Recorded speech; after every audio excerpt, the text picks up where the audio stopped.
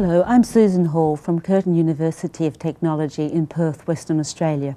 I have with me today Ortrun Professor Ortrun Zuber-Skerritt from the University of Southern Cross in Australia, and she's our visiting professor to help our academic staff at Curtin on the matter of qualitative research in the social sciences, and particularly looking at qualitative research in industry and collaborative research. Ortrun, it's a great pleasure to have you here at Curtin this week. Thank you for inviting me. Your sessions have been all most participative and well appreciated by our staff, particularly because Curtin has such an applied research focus, so that collaborative research and action research, which you've talked about, have great relevance to us. After today's session, Ortrun, one of the participants just asked me a very compelling question that I'd like you to add some more to, if you could. It was, as a postgraduate student, she said, I can sometimes feel I'm being railroaded by a supervisor. Or when I'm doing research in industry, I can feel the same thing happening by my management team or my sponsors, when they really want me to change my qualitative methodology to something that looks more positivistic. How could a student protect themselves against, or a researcher protect themselves against that? Ortrun, do you think? Well, I think that a researcher, whether a postgraduate student or a researcher in general, should have the right and make explicit not only their methodology, but the basic assumptions behind the methodology.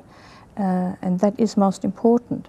In research, very often people concentrate on techniques and methods and take a superficial approach and concentrate on practices and improving practices, when it is most important, first of all, to look at the values and worldviews which guide those practices.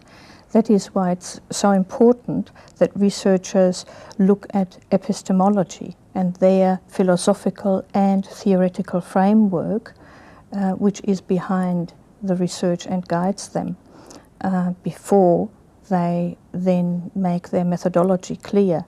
And methods are really secondary. Of primary consideration must be the philosophical and theoretical framework and assumptions behind the research. So that if they have their epistemology straight, then they're far less vulnerable to being attacked on method. And they can argue better. Yes. And a lot of our students will say, I've never heard of the word epistemology, I'm afraid to say. How could a student get this? What can we do about that? How can we help? I think students should get a reading list at the very beginning, and we should guide them to certain readings. For example, the classical books by Chalmers on what's this thing called science, or Rowan and Reason on human inquiry, or the latest book by Johan Mouton on understanding social inquiry, social research.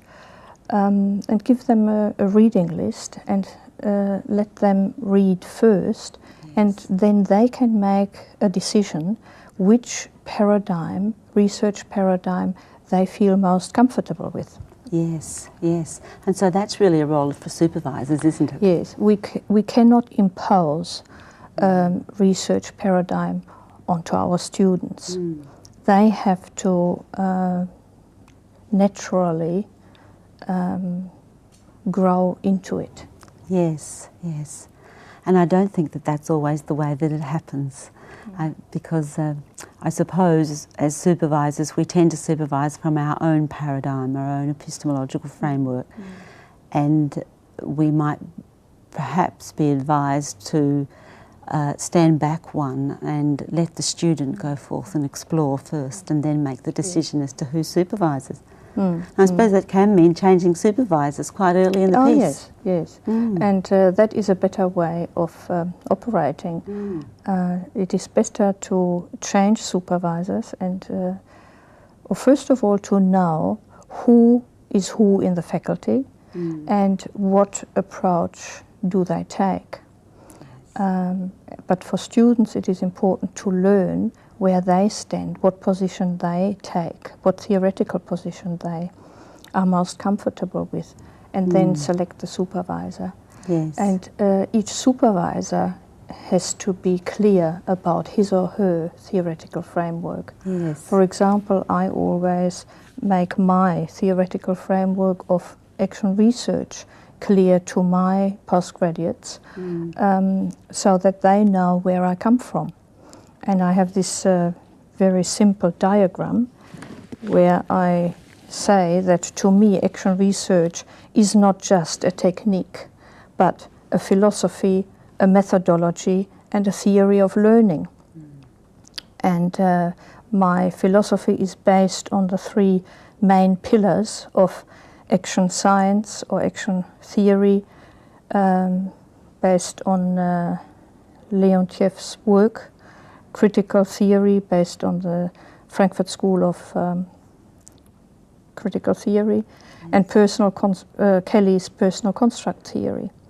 The methodology I use is mainly case study methodology, also in illuminative evaluation, phenomenology, and phenomenography. Techniques I use are repertoire grid technique based on the personal construct theory, nominal group technique, reflection, diary or journal, and a theory of learning, action learning, adult learning in general, and experiential learning. And you laid that all out to the student at the beginning. Yes, and then they are very interested in theories of learning, and I explain these to them. For example, when we talk about experiential learning, is opposed to traditional learning, where the teacher instructs the students as if the student had no prior knowledge. Yes. In experiential learning, we assume that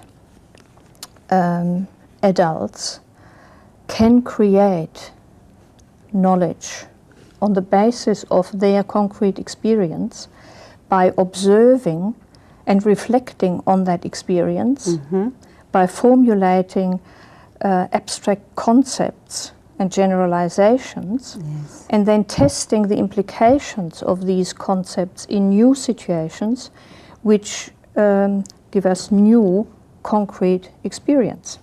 And it is an ongoing, lifelong cycle of learning and of creating knowledge. Yes. And this looks like Kolb, does it? Yes, that is the Kolb learning cycle. What is it called? The learning cycle, is it? Yes. And it's also implicit in the cycles of action research, isn't it? Yes. And so this again you share with your student at the beginning. I think that's a good idea.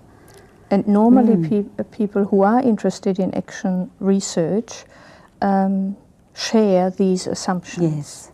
Yes. And talking of action research and collaborative research, as we are today, for a university who has an applied research focus and a great interest in increasing research with industry, I was interested in what you were saying in today's presentation about combining an action research project with an industry-based research project, or even with a PhD thesis. Yes. I thought that's very applicable to the situation at Curtin. I can think of lots of situations, fields of and disciplines that we could apply that model in. So can you tell us a bit more about that here? Yes, there we have to distinguish between the field work, which can be collaborative, and the students' study or project, which leads to a master or PhD or whatever. And that has to be independent. It has to be the student's work in the end. But the field work can be collaborative.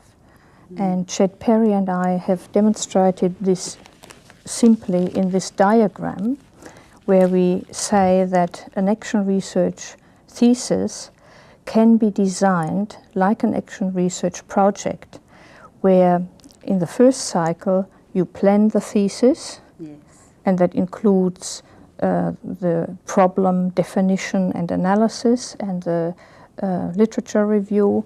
Then you act, you do the field work collaboratively, you evaluate the results and the whole process of the field work as an independent scholar, and you draw your own conclusions from this field work when you write the first draft. Now, you might have, or you will have gone through the same cycle before, collaboratively with your co-researchers in industry, in an organization, where you also plan the project, you implement it, you act, you evaluate, observe it, and you reflect on the results. This will then lead probably to the necessity to revise the plan and to go into a second cycle of action research. And again, you implement this new revised plan, you observe and evaluate, monitor, reflect on the results, and so on. And you might go through several cycles of action research collaboratively in the organization. But as I said before, you then, as a PhD student, for example, you take a more distant stance and evaluate this whole field work in the light of the literature. Yes, so this is the stepping in and the stepping out, epoche. Yes. That lovely word, epoche, isn't it? The researcher has to engage in. And then you go on after your first draft, you plan the final draft, you write the final draft and evaluate it by seeking comments, revising it, proofreading it, and so on. And you come to the final conclusion of the thesis, and you direct your readers or examiners to further research, because it is impossible to come to an end of the this is ongoing, and you will lead other researchers to the gaps which you were not able to fill completely. So really these, as a thesis or an independent research, these kinds of studies would be exploratory studies by nature, would they? Yes, you will never know the answer when you start. The research question or problem is always very complex. And very open. Very open, and you will be open all the time and take on board issues as they arise. Today, someone raised the matter of using that model within a DTR-funded project such as our SPURT grants, which we currently have available. And have you got any further tips to give us about that prospect? Yes, we have used this in several projects, postgraduate projects. For example, Ron Passfield, my PhD student, has used this model, and many others have used this model for projects on organizational development and change. And they found that not only have they achieved their aim of changing the organization, but also it is a very good way of professional development, management development. The people involved in the collaborative research will be changed themselves, or a new word creation is to recreate the leaders as well as the organizations. Yes, yes. And so in applying for, using this model to make a grant application, what would you advise? Being as it's not a positivistic model, therefore it doesn't meet readily with the usual criteria for selection. You can point out that the fieldwork is research, but the main purpose is development. That is the consultancy part in the project. Yes, yes. And if you write an application for SPERT, you will probably have to write it in their language and follow their guidelines and point out that this leads to research. The end result is not only practical improvement and change in an organization, it also leads to rigorous systematic research. Yes, so in fact I suppose in traditional research terms we would call that phase which you've got labelled as core action research project, we might call that our fieldwork phase, our investigatory phase. Well, you do, don't you? You call it your fieldwork phase. Yes, that's it. It's simply the fieldwork. Collection of data. Yes.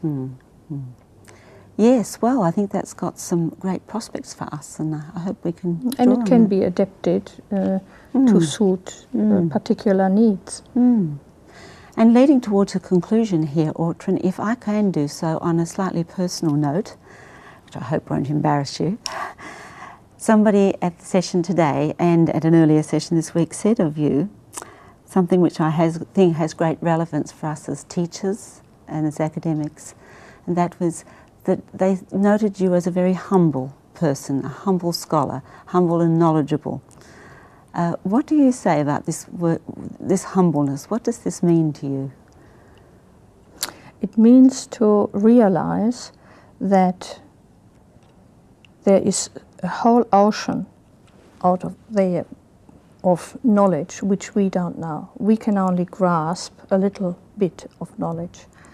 Reg Revens, the father of action learning, is a very humble man, and in one of the video recordings we did at the first Congress on action learning and action research, he said in this video that he worked with I think 10 Nobel Prize winners in one department in the University of Manchester, and one condition for working or for presenting something at a seminar was that they had to say what they didn't know.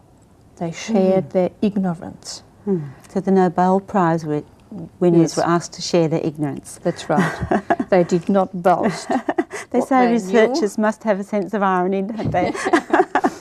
So I think, yes, in research that applies too, that we can only attempt to take little steps further to advance knowledge, practical and theoretical knowledge. But there is a lot more out there, and to realize that makes you humble. Yes, indeed. I couldn't disagree. Ortrun, thank you very much for this session today, and it was a pleasure. I hope these thoughts of yours are going to be of use to those who watch. Thank you.